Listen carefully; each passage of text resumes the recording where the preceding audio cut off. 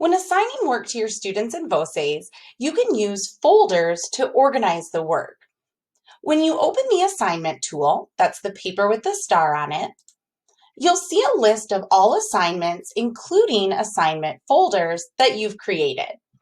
So you can see here I have 3 folders as well as a section for assignments without a folder. So that's where you'll see anything that you choose not to add to a specific folder.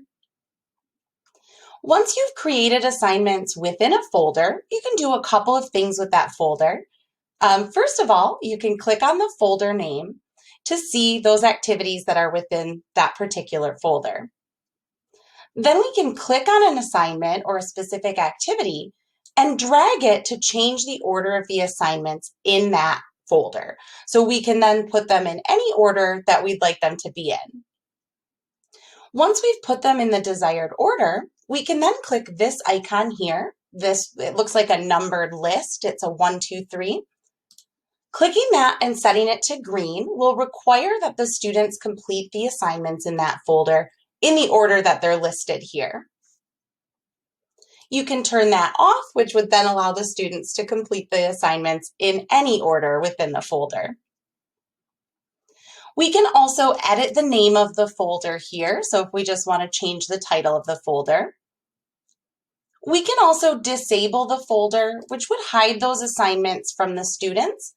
It will also hide it from your calendar view in the assignment tool, but you'll still see it here in the list view.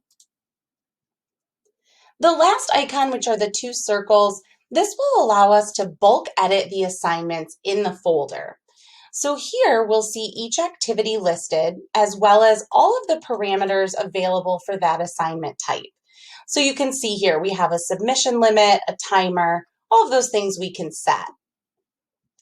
We can also choose to unassign it from classes by just clicking on the class name there and setting it to not be green.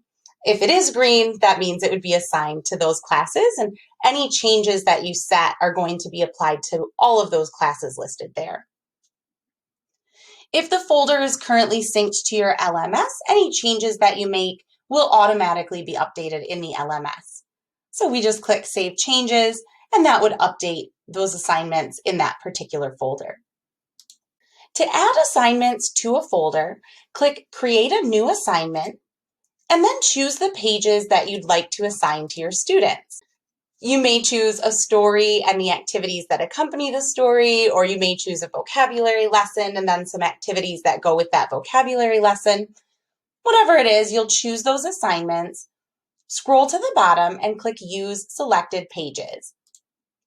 Now we'll choose what folder we want to add the assignment to.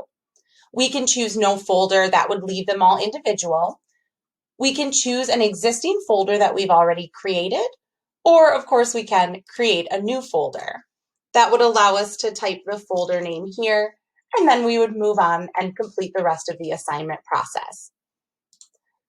Now, if I wanted to take an assignment or an activity that I've already assigned and add it to a folder, I can click on Assignments without a folder, and then click Edit Assignment.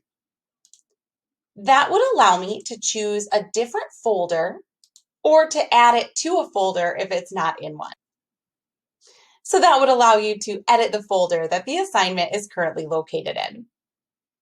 Once you're done, you'll click Save Edit, and that would update and move it into the new folder. So this is just a brief overview on how and when you may want to use folders. Folders are also great if you are using the LMS because you can sync just the folder to your LMS. So for example, with the student intro section, rather than seeing each of these assignments individually in their LMS like Google Classroom, if I only sync the folder, the students would see just the folder title in the LMS, and then each assignment individually here in VOCEs when they open the folder.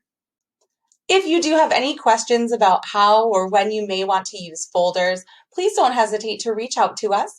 You can do that from the question mark icon within your account.